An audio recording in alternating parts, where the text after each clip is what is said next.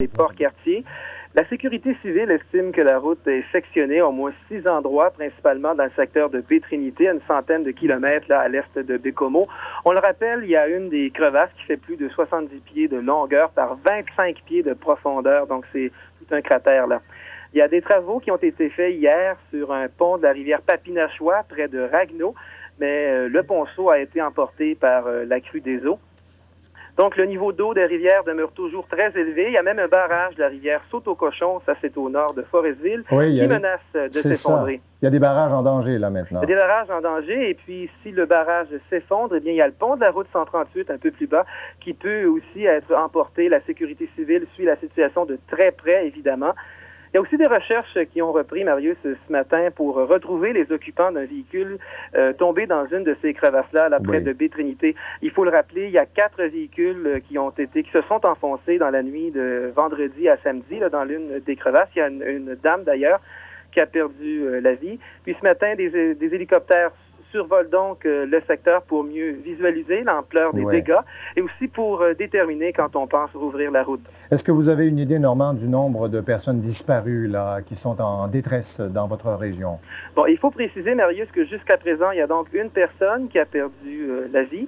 Il y a aussi une personne qui est toujours portée disparue dans une de ces crevasses dans le secteur de Pointe-aux-Anglais. Là, c'est qu'il y a un véhicule qu'on voit au centre de la crevasse. On ne sait pas combien il y avait d'occupants à bord et on ne sait toujours pas où sont ces occupants-là. Donc, le bilan pourrait s'alourdir un peu. Bon, alors au niveau des évacuations maintenant, dans une ZEC, là, au nord de Baie-Trinité, parlez-nous-en, Normand. Oui, alors ce qui se passe, c'est qu'on estime qu'il y a environ entre 500 et 1000 personnes qui se retrouvent au nord de Forestville, de Bécomo et de Baie-Trinité. Ces gens-là se retrouvent en forêt, sauf que le problème, c'est que ça fait quelques jours déjà qu'ils sont là et on craint qu'il manque de denrées alimentaires. Donc ce matin, il y a un hélicoptère des Forces armées qui a été envoyé sur les lieux pour commencer là, à évacuer une quarantaine de personnes qui se retrouvent au nord de Baie-Trinité. Comment les gens réussissent à communiquer entre eux, Normand? C'est très difficile, Marius, à l'heure actuelle, puisque, on l'a dit tout au cours de la fin de semaine, il y a des bris souterrains dans le réseau de Québec Téléphone qui ont interrompu toutes les communications de la côte nord du secteur de Port-Cartier jusqu'à Blanc-Sablon vers l'extérieur. Donc, c'était tout à fait impossible pour les gens de communiquer avec les régions de Québec et de Montréal. Mais ce matin, vers 9 heures, la situation a graduellement rentré dans l'ordre, sauf que depuis quelques minutes à peine, il y a une nouvelle panne qui paralyse tout le secteur de Bécomo. Donc, c'est pour le moment impossible d'entrer en contact avec le centre de coordination qui est installé là, à Bécomo. Donc, pour l'instant, on a un problème avec le réseau téléphonique, un autre problème. Puis, il faut mentionner aussi que lorsqu'on peut obtenir une ligne, eh bien, très souvent, là, on se fait interrompre parce que, bon, c'est très engorgé. Donc, on recommande aux abonnés de ne pas abuser du téléphone parce que les circuits sont engorgés. Et puis, l'électricité, comment ça se présente? Il y a des pannes aussi? Bon, il y a quelques pannes mineures, là, mais c'est pas des pannes majeures sur l'ensemble du territoire. Du côté des barrages électriques, puisque vous parlez d'électricité, on dit que le niveau d'eau des rivières Berzimis et Outarde, ça c'est un petit peu dans le secteur de Bécomo et de Forestville, donc le niveau d'eau a monté considérablement. Hydro-Québec a ouvert les valves. On dit que bon, la situation est sous contrôle pour l'instant. Bon, d'autres choses à souligner? La 138, évidemment, à éviter, Normand. Tout à fait, Marius. La 138 est fermée jusqu'à nouvel ordre. On parle au moins jusqu'à mardi, peut-être même en milieu de semaine. Comme vous l'avez vu sur vos images, on a d'importants cratères, d'importantes crevasses à certains endroits. Donc, ça risque de prendre encore plusieurs jours avant que l'on puisse circuler normalement sur ce tronçon de la route 138. Je vous précise, Marius, que nous avons une équipe de reporters sur place et on aura sans doute de nouvelles images à vous alimenter tout au cours de la journée. Merci beaucoup, Normand Gemme, depuis Sept-Îles. Je vous en prie.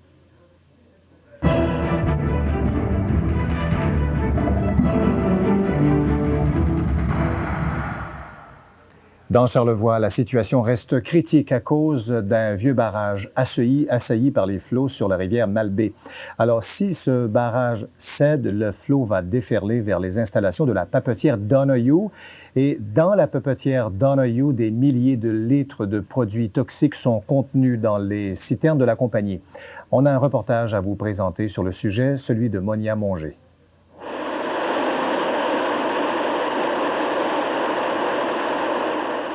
Les autorités ont craint toute la nuit que la rivière Malbaie sorte de son lit, tellement elle était déchaînée. Le pont ferroviaire de la Papetière de Neuilloux a failli être emporté par le courant. Tôt en soirée, la sécurité civile a évacué près d'une centaine de personnes compte tenu de l'urgence de la situation. C'est vrai, là, toujours le sol de Guy. Ah ouais, c'est l'heure du vécu, là? Oui, oui. Vers 11h45, les employés de la de Neuilloux ont dû quitter l'usine. La situation était trop dangereuse. C'est pas parce que nous autres, on est rentrés, ça fait à peu près 15 minutes. Là. Ils vous ont demandé de sortir? Faire l'arrêt, c'est tout. On sort. C'est un peu triste parce qu'on se sent un peu impuissant, on contrôle rien, c'est l'appui qui contrôle tout. Un embâcle s'est formé en haut de ce barrage. Vers minuit 30, une partie s'est détachée, évitant le pire. Mais c'est un autre barrage, plus au nord, à 45 km dans les montagnes de Clermont, qui inquiète. Depuis hier, les fissures s'accumulent, des milliers de litres d'eau se sont échappés. Si ce barrage cède, il vient directement menacer la papetière de Neuilloux, où se trouvent en très grande quantité des produits toxiques. À mots couverts, on parle de désastre écologique si le pire se produit. La Sûreté du Québec et les experts de la sécurité civile survolent en ce moment le barrage.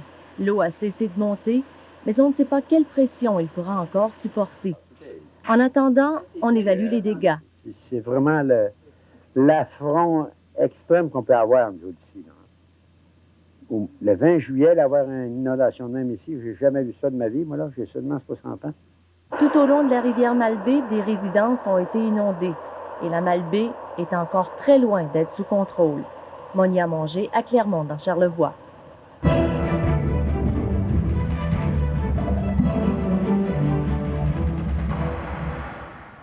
La situation évolue d'heure en heure, vous l'avez vu, en Haute-Mauricie maintenant, la 155 Nord. Cette route-là est fermée, plusieurs rivières sont sorties de leur lit. On commence à évacuer d'ailleurs des résidents. On va rejoindre tout de suite Dominique Moret qui est à la TUC. Bonjour Dominique. Bonjour Marius. Alors ça se présente comment chez vous? Au cours des dernières heures, Marius, la situation ici a évolué de façon assez dramatique. La 155 Nord vient d'être fermée. Alors, certains villégiateurs avaient pensé l'utiliser pour se diriger vers le lac Saint-Jean.